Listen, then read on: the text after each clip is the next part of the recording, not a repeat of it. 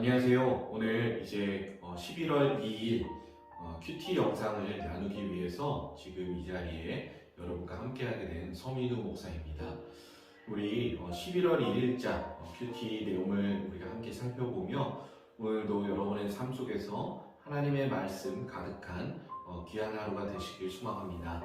우리가 먼저 말씀 읽도록 하겠습니다. 함께 보신 말씀은 신명기 19장 1절부터 13절까지 말씀입니다. 제가 읽어드리겠습니다. 내 하나님 여호와께서 이 여러 민족을 멸절하시고 내 하나님 여호와께서 그 땅을 내게 주심으로 내가 그것을 받고 그들의 성읍과 가옥에 거주할 때에 내 하나님 여호와께서 내게 기업으로 주신 땅 가운데에서 새 성읍을 너를 위하여 구별하고 내 하나님 여호와께서 내게 기업으로 주시는 땅 전체를 새 구역으로 나누어 길을 닫고 모든 살인자를 그 성읍으로 도피하게 하라. 살인자가 그리로 도피하여 살만한 경우는 이러하니 곧 누구든지 본래에 원한이 없이 부지 중에 그의 이웃을 죽인 일, 가령 사람이 그 이웃과 함께 벌목하러 삼림에 들어가서 손에 도끼를 들고 벌목하려고 찍을 때 도끼가 자루에서 빠져 그의 이웃을 맞춰 그를 죽게 함과 같은 것이라. 이런 사람은 그 성읍 중 하나로 도피하여 생명을 보존할 것이니라. 그 사람이 그에게 본래 원한이 없으니 죽이기에 합당하지 아니하나 두렵건대 그 피를 보복하는 자의 마음이 복수심에 불타서 살인자를 뒤쫓는데 그 가는 길이 멀면 그를 따라 잡아 죽일까 하노라. 그러므로 내가 네게 명령하기를 새 성읍을 너를 위하여 구별하라 하노라. 내 하나님 여호와께서 내 조상들에게 맹세하신 대로 내 지경을 넓혀 내 조상들에게 주리라고 말씀하신 땅을 다 내게 주실 때 또 너희가 오늘 내가 너희에게 명하는 이 모든 명령을 지켜 행하여 내 하나님 여호와를 사랑하고 항상 그의 길로 행할 때에는 이 셋 외에 새 성읍을 더하여 내 하나님 여호와께서 내게 기업으로 주시는 땅에서 무죄한 피를 흘리지 말라. 이같이 하면 그의 피가 내게로 돌아가지 아니하리라. 그러나 만일 어떤 사람이 그의 이웃을 미워하여 엎드려 그를 기다리다가 일어나 상처를 입혀 죽게 하고 이 한 성읍으로 도피하면 그 본 성읍 장로들이 사람을 보내어 그를 거기서 잡아다가 보복자의 손에 넘겨 죽이게 할 것이라. 내 눈이 그를 긍휼히 여기지 말고 무지한 피를 흘린 죄를 이스라엘에서 제하라. 그리하면 내게 복이 있으리라. 아멘. 오늘 말씀은 우리가 하나님께서 이스라엘 백성들에게 주신 도피성이라고 하는 그런 제도를 볼 수 있습니다. 도피성이라고 하는 것은 이스라엘 백성들 안에서 이제 일어날 수 있는 여러 가지 범죄의 형태 중에 살인죄에 해당하는 이것을 어떻게 처리할 것인가의 문제를 다루고 있습니다.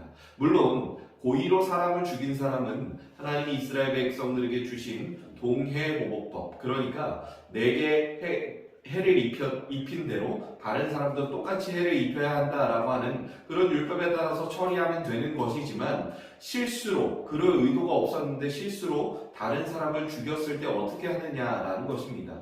우리가 흔히 살인미수라고 하죠. 살인미수에서도 이제 죽이려는 의도가 있었느냐, 죽이려는 의도가 어떻게 중간에 이렇게 멈추게 됐느냐라고 하는 것도 되게 중요하지만 우리 법에서 생각해 봤을 때 살인죄와 과실치사, 그러니까 실수로 사람을 죽인 것, 이것도 좀 다르게 처리가 되고요. 물론 살인미수도 다르게 처리가 되겠죠. 근데 정말로 중요한 건 실수로 사람을 죽였을 때는 우리나라 법에서도 다른 사람을 그냥 죽였을 때보다 훨씬 더 그 받는 형량, 그러니까 받는 벌의 깊이가 굉장히 적다라고 하는 것입니다. 그렇다면 이스라엘 백성들 안에서도 이러한 일이 일어나지 말라는 보장이 없기 때문에 하나님은 이스라엘 백성들 안에 일어날 수 있는 이런 실수의 문제들을 하나님의 율법으로서 이스라엘 백성들이 좀 지혜롭게 다룰 수 있도록 길을 열어주시는데 그것이 바로 도피성이라고 하는 것입니다. 다른 사람을 실수로 죽인 사람은 피해 보복자, 즉 죽인 사람의 가족들이나 친구, 아주 가까운 사람들이 본인을 죽이려 하는 그 상황에 맞닥뜨리기 전에 얼른 도피성으로 도망갑니다. 그리고 그 도피성에서 그때 이제 대제사장이 죽을 때까지 그 도피성에서 나오지 못한다라고 오늘 말씀은 우리에게 증언합니다. 그러니까 도피성이라고 하는 개념이 지금 오늘날 우리에게는 감옥과 같은 개념이다라고 우리가 알 수 있다는 겁니다. 이 감옥이라고 하는 것은 어떤 느낌일까요? 범죄를 저지른 사람이 감옥에 가서 더 나은 마음과 더 나은 생각을 가지고 이 땅에 다시 나와서 살아갈 것을 이제 감옥에서 교화가 될 것이라는 기대를 하고 감옥에서 보내는 것이겠죠. 그래서 감옥에서는 그 감옥에 있는 사람들이 교화가 될 수 있는 여러 가지 시도를 합니다. 어떤 사람에 한해서는 종교를 갖게도 하기도 하고요. 그 말은 그 사람의 실수에 대해서 다시 사회에 적응할 수 있도록 이 나라가 그 사람들을 돕겠다라고 하는 의지를 우리가 확인해 볼 수 있다는 것이죠. 여러분, 그렇다면 오늘 말씀이 우리에게 말해주고 있는 것은 무엇일까요? 그것은 바로 우리 삶에서 얼마든지 일어날 수 있는 이러한 실수의 문제에 대해서 다시 한번 기회를 줄 수 있는 너그러움이 필요하다는 것입니다. 여러분, 오늘 말씀을 여러분이 적용하실 때 우리가 그런 마음을 가졌으면 좋겠습니다.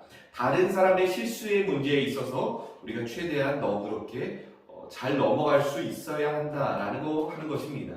물론 고의로 누군가 나를 해하게 하려 했다면 그 부분에 대해서는 그 사람이 마땅한 죄값을 치르게 해야 할 것입니다. 하지만 다른 사람의 실수에 대해서 우리가 고의로 한 것과 똑같은 마음으로 대한다면 사실 그것은 하나님이 보시기에 합당하지 않다라고 하는 것입니다. 여러분, 그러면 어떻게 하면 좋을까요? 저는 여러분에게 먼저 이것을 말씀드리고 싶습니다. 여러분, 우리는 하루 종일 살면서 참으로 많은 실수를 합니다. 그런데 우리나라는 그런 실수가 그렇게 잘 용납되지 않는 사회인 것 같습니다. 대부분 사회의 여러 분야에서 어느 정도 완벽할 것을 요구받는 그런 환경 속에서 살아가고 있습니다. 그래서 여러분, 저는 여러분에게 이 말씀을 드리고 싶습니다. 먼저 자기 자신을 용납할 수 있는 넉넉함을 오늘 그 마음을 가지고 살아가신다면 어떨까요? 다른 사람을 용납할 수 있는 마음의 근원은 내가 먼저 하나님께 용납되었다라고 하는 마음을 갖는 것에서부터 시작됩니다. 그러니까 나 자신을 너그러이 용납할 수 있는 마음, 나 자신의 실수를 너그럽게 스스로 용납할 수 있는 마음을 가진 사람이야말로 다른 사람의 실수를 너그럽게 용납해 줄 수 있는 그런 마음을 가진 사람임을 우리가 기억했으면 좋겠습니다. 여러분, 오늘 여러분의 삶 속에서 자기 자신에 대한 따뜻한 마음을 가지고 그렇게 세워진 여러분 안에 하나님으로부터 세워진 바른 자존감을 통해서 다른 사람들의 실수도 보듬어 줄 수 있는 넉넉한 마음, 정말 부요한 마음을 소유하는 여러분의 하루가 되시기를 주님의 이름으로 축복합니다. 기도하고 마치겠습니다. 하나님, 오늘 우리 모든 성도님들의 마음속에 다른 사람들의 실수를 너그러이 용납해 줄 수 있는 그런 마음을 소유한 우리 모든 성도님들이 되기를 원합니다. 하나님으로부터 먼저 용서받았음을, 그리고 하루하루 내가 살아가면서 내가 할 수 있는, 범할 수 있는 여러 가지 실수 속에서 하나님의 용서를 받았고 나 또한 하나님이 용서하셨기에 나 자신을 용납해 줄 수 있는 마음을 통해서 다른 사람들의 실수마저도 너그러이 받아줄 수 있는 그런 마음을 소유한 우리 모든 이들의 삶이 되기를 원하오니 주여 우리의 삶을 인도하여 주옵소서. 감사합니다. 예수님의 이름으로 기도드립니다. 아멘.